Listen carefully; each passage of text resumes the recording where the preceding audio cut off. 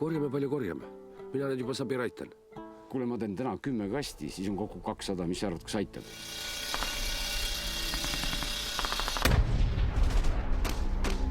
See sõitis ees, aga see pani tal järel. Andis tuld.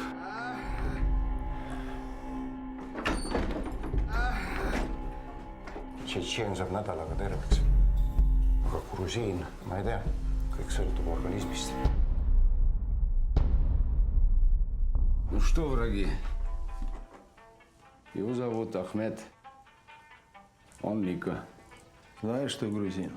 Хочешь жить, не выходи из дома.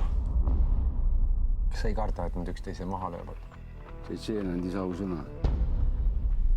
Aga grusiin? Tema ka.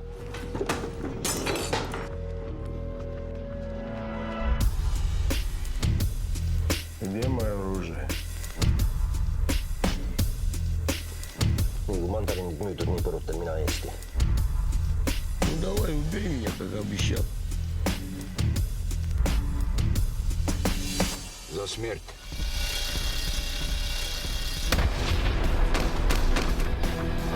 Его, а почему ты не уехал в Эстонию? Te jamate.